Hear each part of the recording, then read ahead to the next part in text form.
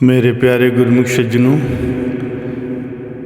परम संत श्री कबीर साहब जी कथन करते हैं, कहे कबीर तज भरम को नन्हा है के पीव, तेज अहंगुर चरण गहो जम से बाँचे जीव।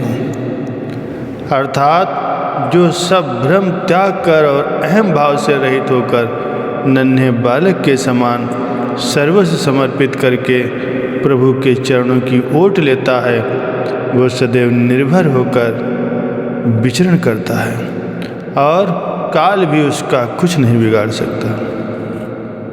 कहते हैं कि गुरु द्रोणाचार्य जी कौरवों और पांडवों को धनुर्विद्या विद्या में पारंगत कर रहे थे।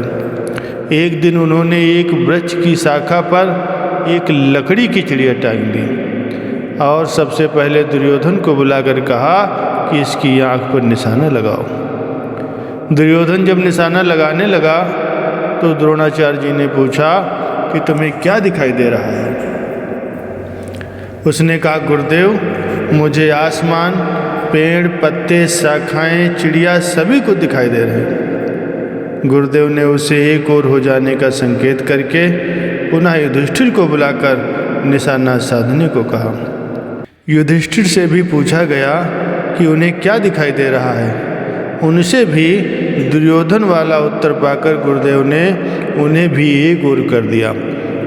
इस प्रकार बारी बारी से सभी को बुलाकर उनसे निराशाजनक उत्तर पाकर गुरुदेव ने अंत में अर्जुन को आगे आने का संकेत किया।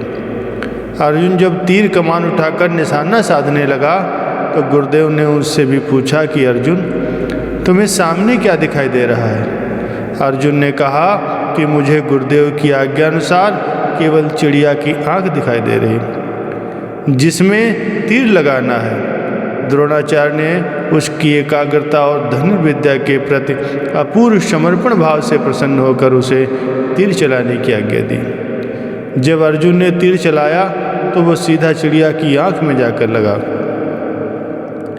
जो अहम भाव से रहित होकर अपनी श्रुति को सब ओर से समेटकर शब्द में लगाते हैं, उन्हें शब्द के सिवा किसी दूसरी चीज़ में रस नहीं आता।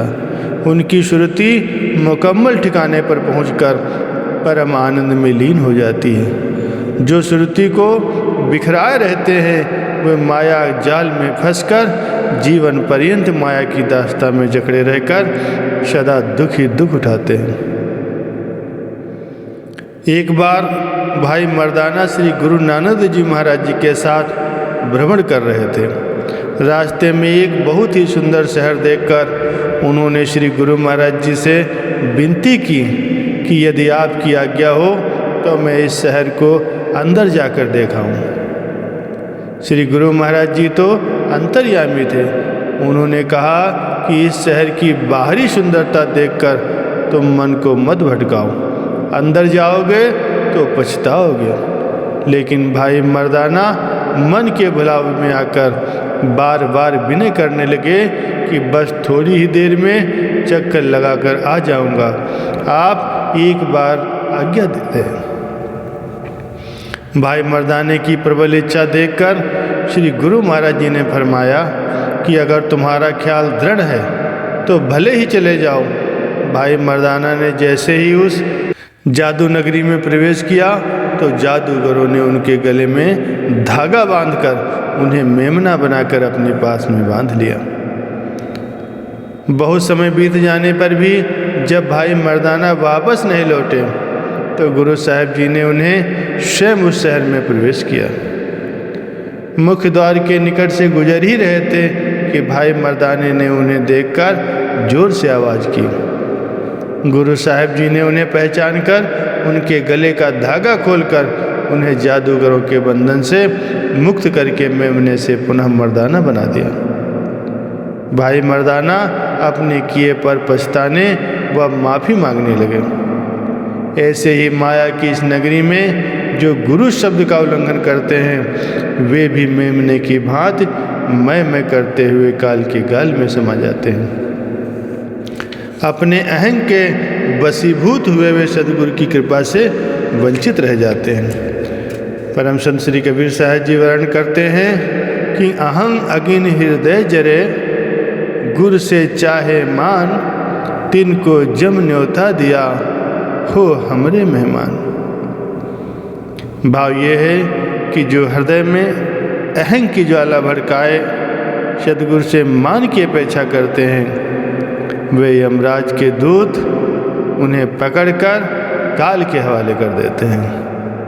मैं की जो रट लगाते, फंद 84 में फंस जाते, बनकर गुलाम माया के वे दर दर की हैं ठोकरे खाते।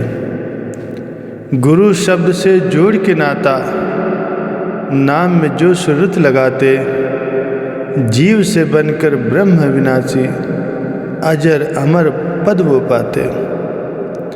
जीव ब्रह्म के दरमिया पड़ी है, मैं मेरी की अदृश्य दीवार, गुरु शब्द से है यह टूटे, और न चले इस पर कोई वार। हर श्वास में सिमरन कर ले, सद्गुरु को दिल में धार, प्रभु से एक रूप हो जा, पड़े न तुझको यम की मार। मुर्शिद के घर जाने की कर लो पूरे यतन से तैयारी, ये मार्ग है सूक्ष्म और बहुत, राह पेचीदा है भारी। मैं मेरी को छोड़ के आशा, ओट प्रभु की जिसने धारी।